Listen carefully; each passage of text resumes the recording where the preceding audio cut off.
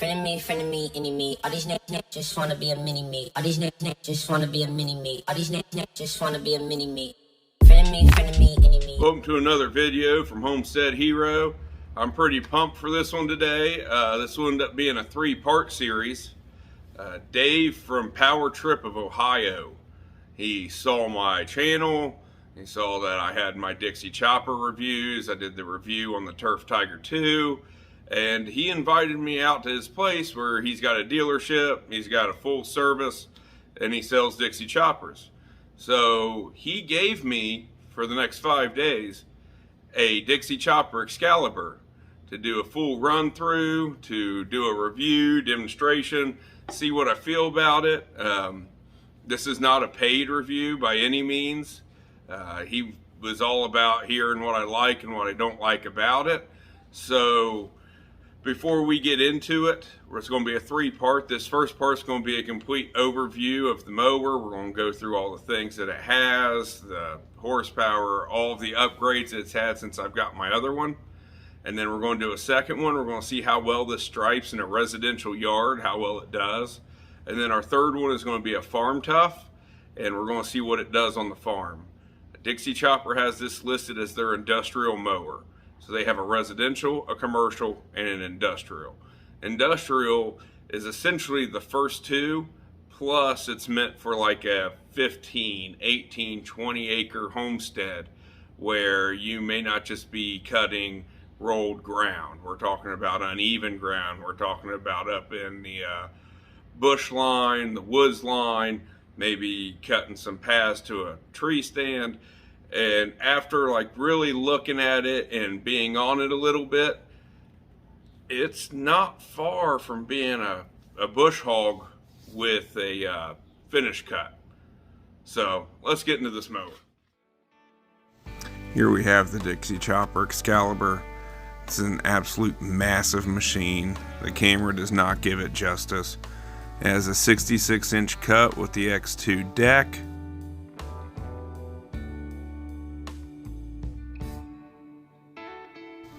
We've got the cushion seat in the front, strong spindles, their OCDC system, which they hang their hat on. I don't know if it's revolutionary, but it's pretty cool. It comes with all of it.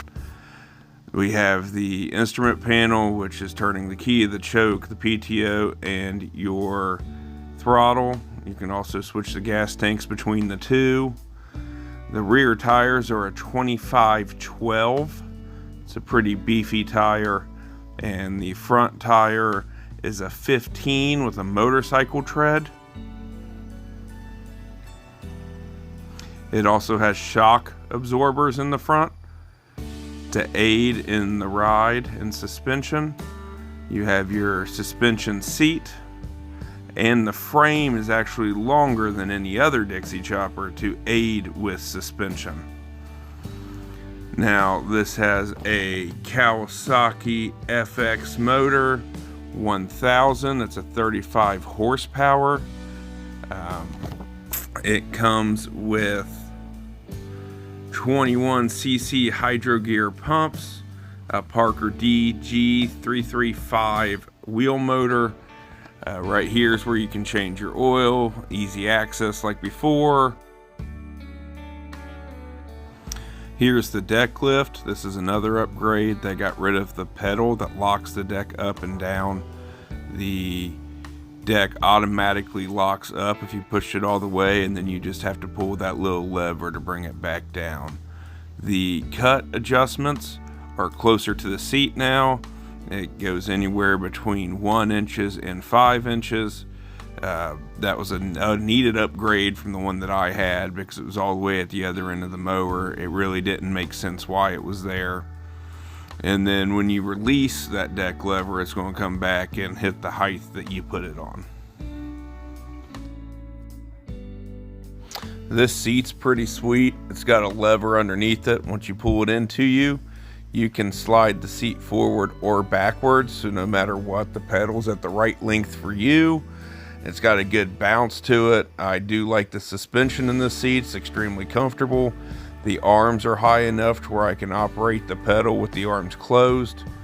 with this OCDC system that has the drop down for the mulching. It's extremely easy. They cantered it so it reaches you. It goes with the arm motion that you would naturally do. It's extremely easy to pull back. On the left, I've got the parking brake. Again, extremely easy to operate. Dixie Chopper must have watched my videos, because you no longer have to unbolt this to get the cover off. It's 3 wing nuts, you loosen it, and it's slotted. So then you can just pull the top of it off, clean out whatever debris you need. All the spindles are sealed, so you no longer have to grease these spindles. But these spindles have a feature that most don't, and that's that fan on top that's bolted to it. That fan serves 3 purposes. 1 is to keep the spindle cooler, 2 is to keep the belt cooler, and 3 is to blow debris away from the spindle and belt, increasing longevity in both parts. Putting the cover back on is a breeze. It's slotted, you slide it on top, and you tighten the 3 wing nuts back. Done. Moving on to this secondary air filter. This is supposed to use centrifugal force, so when you get parts and debris inside the air filter, it spins, shooting them back out so it doesn't clog your air filter and makes it last longer. Dave at Power Trip made some pretty big claims about this mower. One, he says it can mow 13 miles an hour. From what I've played on it, it's definitely fast. He also said that this thing can tow 2,000 pounds because it has the pumps and the wheel motors. It has more torque. Plus, with it being the carbureted version with the Kawasaki, it produces more power. So we're going to test that out in the 3rd video. And I'm curious to see how a machine this big stripes a yard, especially a residential yard. It's used for residential and commercial, so you can mow 25, 30 yards a day with this thing. What I can sell off the rip by sitting in it, though, is it's missing a few things that I'd like to have. I have no cup holder.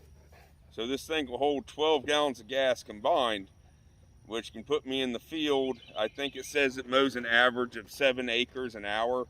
So you figure it probably put me in the field for 8 hours, but I've got nothing to drink. That's just a comfort feature I would like to have. And neither one of these tanks have a fuel gauge on them. On the side, you can see through where the gas is, but that doesn't help me while I'm mowing, especially if I'm in a big yard. My backfield's 3 acres. There's no way I could go through a whole tank of this, but if I'm on my 3rd or 4th mow on the back, especially if I'm like a month in, there's no way for me to tell how much gas I have unless I get off the machine. So I will see you guys in part 2 when we hit a residential yard that I know stripes decent.